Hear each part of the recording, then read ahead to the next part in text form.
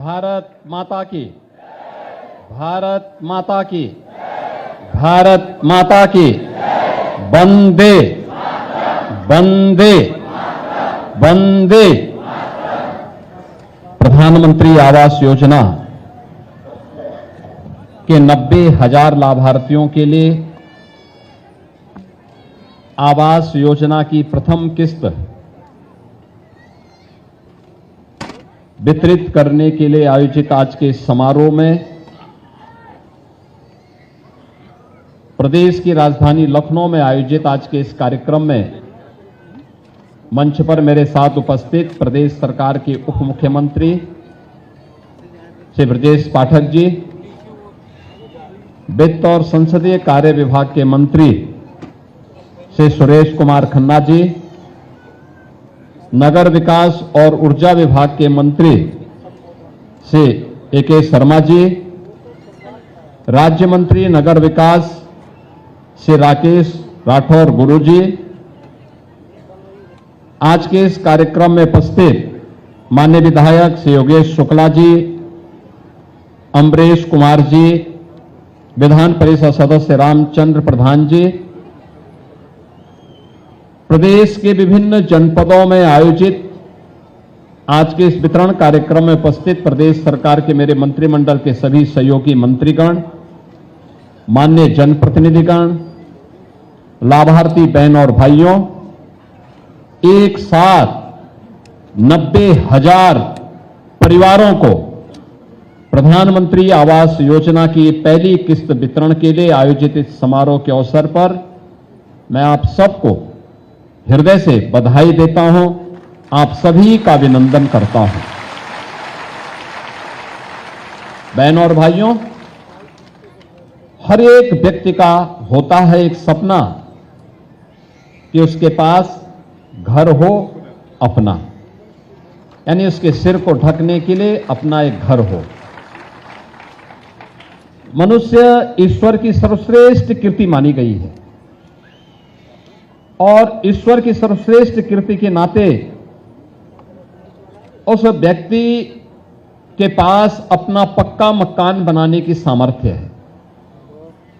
अन्यथा आप जीव के विभिन्न श्रेणियों को देखते होंगे, वह भी शरण लेने के लिए कोई न कोई ठौर ठिकाना अपना ढूंढते हैं। कोई गुफा बनाता है, कोई कहीं और जगह पत्थरों के नीचे रहता है, चिड़िया घोंसला बनाती है।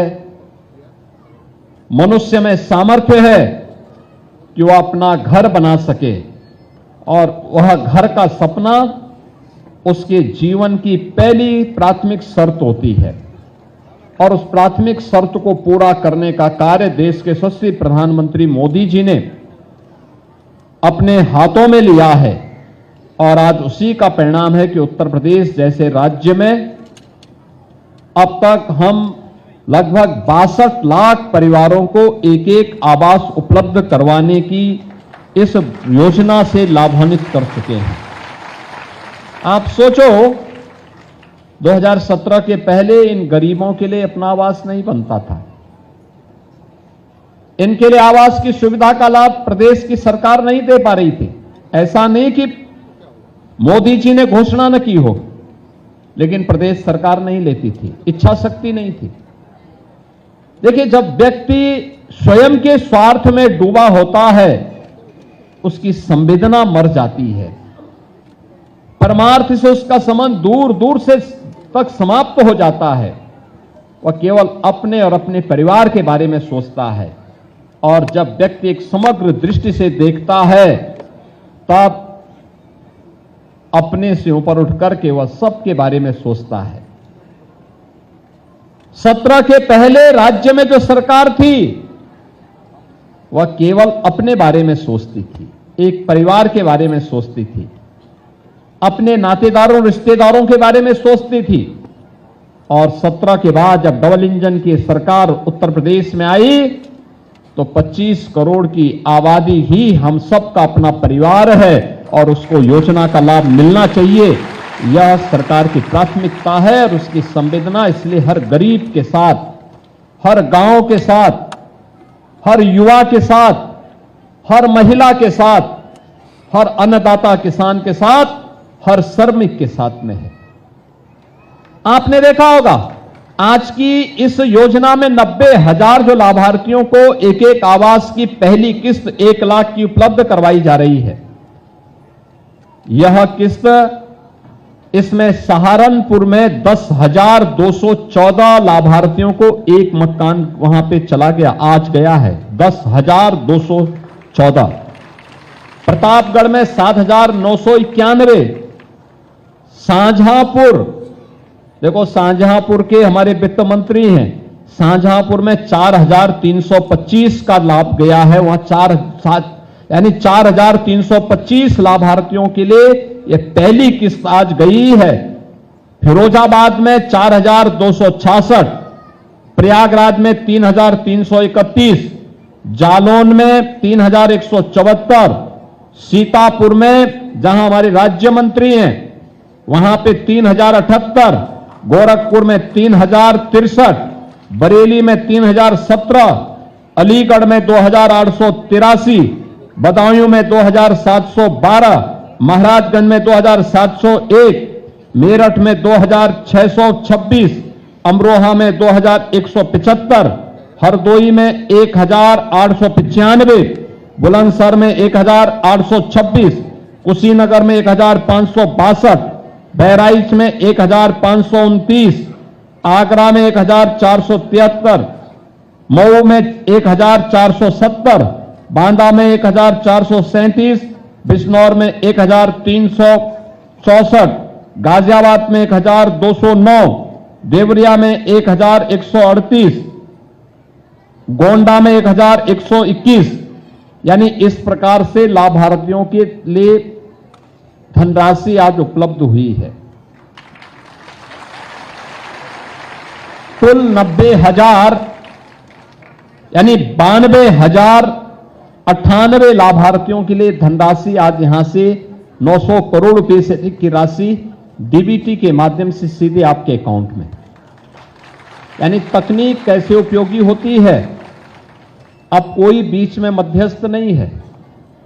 विभाग ने यहां क्लिक किया, वहां पैसा आपके अकाउंट में, अब बीच में कोई लेन देन नहीं कर सकता है।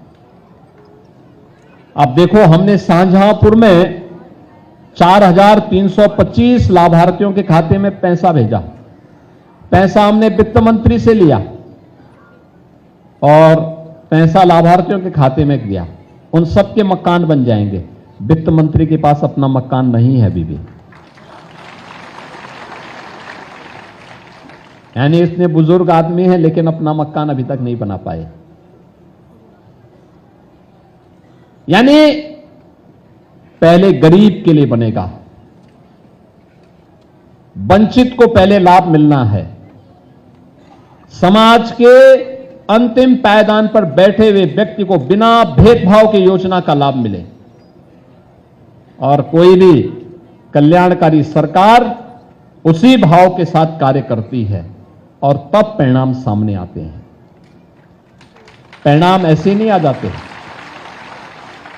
आज उत्तर प्रदेश बीमारू राज्य से उभरा है, देश के विकास का एक ग्रोथ इंजन बना है। इसलिए क्योंकि डबल इंजन की सरकार है, प्रधानमंत्री मोदी जी का मार्गदर्शन और नेतृत्व है, और प्रदेश सरकार गांव के लिए, गरीब के लिए, किसान के लिए, नौजवान के लिए, महिलाओं के लिए, समाज के प्रत्येक तबके के लिए कार्य कर रहा है। और इससे ज्यादा खुशी की बात क्या होगी, गरीब को मकान भी मिल रहा है और बासंती, नवरात्रि और रामनवमी के पहले ये आवास की सुविधा से आप जो अब तक वंचित थे, उस योजना का लाभ आपको प्राप्त होकर के आपके सपनों को एक नया पंख लगाने का काम भी आज इस योजना के माध्यम से हुआ है। बहनों और भाइयों, आपने देखा होगा जब मैं लाभार्थियों से बात कर रहा था, उनमें से जो लाभार्थी अपनी बातों को कह रहे थे, राशन की सुविधा का लाभ, उज्ज्वला योजना में रसोई गैस का कनेक्शन, प्रधानमंत्री आयुष्मान भारत में प्रतिवर्ष 5 लाख रुपए की स्वास्थ्य बीमा का कवर, निराश्रित महिलाओं के लिए 12,000 रुपए महीने पेंशन की सुविधा का लाभ, ये वार्षिक पेंशन की सुविधा का लाभ, वृद्धजनों के लिए वार्षिक 12,000 रुपए पेंशन की सुविधा का लाभ, दिव्यांग जनों के लिए भी इस सुविधा का लाभ उसी रूप में प्रदान करने का कार्य हो रहा है। और उत्तर प्रदेश में 1 करोड़ 6 लाख ऐसे लाभार्थियों को प्रतिवर्ष 12,000 रुपए हम लोग उपलब्ध करवा रहे हैं। कोई भेदभाव नहीं। हमारे लिए 25 करोड़ की आबादी का राज्य ही हमारा परिवार है। हमने चेहरा देख करके योजना का लाभ नहीं दिया है। दलित है, वंचित है, पिछड़ा है, कमजोर है, गरीब है, महिला है, इन सबको ध्यान में रख करके उन योजनाओं का लाभ उस तक पहुंचाने का काम किया।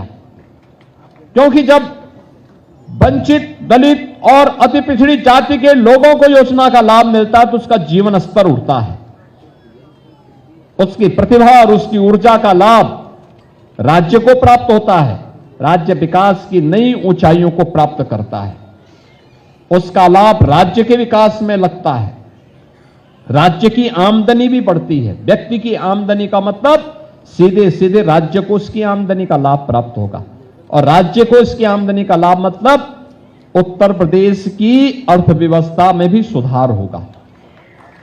उत्तर प्रदेश जो बीमारू राज्य था, जब गरीबों को ईमानदारी से योजना का लाभ 17 के पहले तो राशन की सुविधा, गरीब को राशन कार्ड ही नहीं था, राशन यहां से जाता था लेकिन वह कुछ चंद राशन माफियाओं के हवाले हो जाता था, गरीब तक नहीं पहुंचता था। और अब तो हम लोगों ने यहां पे स्क्रीन लगाई हुई है, उस स्क्रीन के माध्यम से एक एक गांव के अंदर राशन वितरण का कार्य कैसे हो रहा है ये यहां से देखा जाता है। और जहां पर ये गड़बड़ी दिखती है तुरंत कैंसिल करके वहां की महिला समूह को हम राशन कार्ड की सुविधा दे देते हैं कि राशन अब वहां की महिलाएं बांटेंगे। आपने आवास की योजना में देखा होगा, ज्यादातर लाभार्थी महिलाएं हैं। हमने 20 लाभार्थियों को, जिसमें लखनऊ, उन्नाव, हरदोई, बाराबंकी, सीतापुर, रायबरेली, यहां की जितनी महिलाएं थी 20 में से 19 महिलाएं थी, एकमात्र पुरुष थे जिनको ये लाभ प्राप्त हुआ है।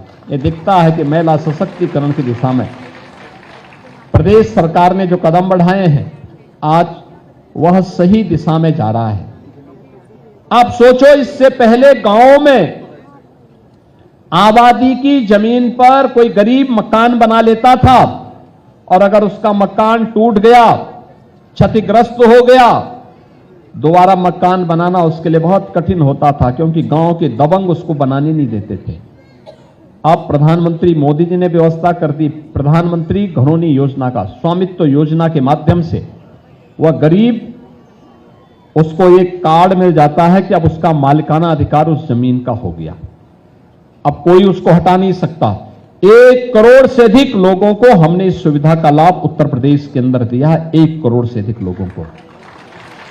आप सोचो ना कि जो पहले वंचित था आज वो मालिक हो गया है, उस जमीन का मालिक अब वह होगा।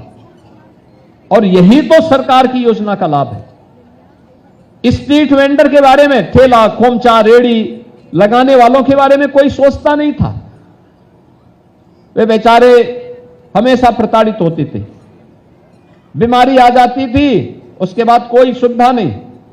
अब पीएम स्वनिधि योजना के अंतर्गत उनके लिए लोन की व्यवस्था है और गांव हो या नगर, अगर कोई युवा अपना स्वयं का कारोबार प्रारंभ करना चाहता है, मुख्यमंत्री युवा उद्यमी स्कीम के अंतर्गत हम लोगों ने व्यवस्था की है कि ब्याज मुक्त, गारंटी मुक्त और मार्जिन मनी भी सरकार दे रही है। वह व्यक्ति अपना उद्यम प्रारंभ कर सकता है और प्रदेश में अब तक 1,30,000 से अधिक लोगों ने इस सुविधा का लाभ लिया है। यानी इतने नए उद्यमी बने हैं। हमने इस बार के बजट में भी बहुत सारी स्कीम इसके साथ जोड़ी हैं। इसमें एक महिला उद्यमी विपणन केंद्र भी तैयार किया है। बेटी जो स्नातक स्तर पर पढ़ रही है, मेरिटोरियस है, उसके लिए हम लोगों ने एक स्कूटी योजना भी बनाई है कि उस बेटी को स्कूटी भी देंगे उसकी मेरिट के आधार पर, नंबर प्राप्त होने पर। जब सरकार सही दिशा में सोचती है, और ये मकान तो अभी गत वर्ष से जुड़े हुए मकान है। आपने देखा होगा जनवरी माह में भी हम लोगों ने 2,09,000 लाभार्थियों को मकान की सुविधा का लाभ दिया था। उनमें मकान बनने प्रारंभ हो गए हैं और अभी 2 ही महीने भी नहीं हुए हैं हम ये सुविधा दे रहे हैं। और अभी तो नया वित्तीय वर्ष अभी अप्रैल से प्रारंभ होने जा रहा है, यानी उसमें बाकी बचे हुए लोगों को भी नया मकान की सुविधा का लाभ मिलने वाला है। बहनों और भाइयों, नीयत साफ होती है तो नियंता भी अपने आप रास्ता प्रशस्त करता है। पहले की सरकारें बजट के लिए रोती थीं क्योंकि नीयत साफ नहीं थी। उनको अपने केवल परिवार तक वे सीमित रहते थे। उनका भाई, भतीजा, चाचा, काका और यही सब वहां तक उनके तक सीमित थे। गरीब के बारे में नहीं सोचते थे, वंचित के बारे में नहीं सोचते थे, दलित के बारे में नहीं सोचते थे, केवल नारे लगाते थे। वे तब भी नारे लगाते थे कि कुछ नहीं, आज भी केवल नारा देकर के गुमराह करने का प्रयास कर रहे हैं। बहकावे में नहीं आना। जो आपकी सुरक्षा कर सके, आपके कल्याण के लिए प्रयास कर सके, वही लोग हमेशा व्यवस्था के साथ जुड़ करके आगे बढ़ें, यह हमारी प्राथमिकता होनी चाहिए। और आपको हम आश्वस्त करते हैं, जो आपकी अपेक्षा है, ये डबल इंजन की सरकार उस अपेक्षा के अनुरूप आपको परिणाम भी देगी, योजनाओं का लाभ भी देगी। आपका जीवन खुशहाल हो, इसके लिए नवरात्रि के पहले ये सुविधा आपको प्राप्त हो रही है। आज मुझे बहुत अच्छा लगा जब मैंने 5-6 जनपदों में संवाद किया और कितना खुश हुए परिवार थे। देखा ना, सहारनपुर में भी, फतेहपुर में भी, महाराजगंज में, देवरिया में, प्रयागराज में, गोरखपुर में, वे सभी बहनें कितनी खुश थी। आवास उनका मिल गया, पहला किस्त चला गया। पहले किस्त उनके खाते में जाने के साथ ही वे अपना निर्माण कार्य करें। जितना 75% काम जैसे आप करें, जो पैसा गया है तत्काल नई डिमांड कर रहे हैं। और मैं सभी जिले के अधिकारियों से भी इस बारे में कहूंगा, नगर विकास से, आवास से भी कहूंगा कि एक इनको सस्ते में सामान मिल सके, जिले के अंदर नोडल अधिकारी तैनात करते हुए अच्छी क्वालिटी का सामान सस्ते में मिल सके, इसके लिए व्यवस्था।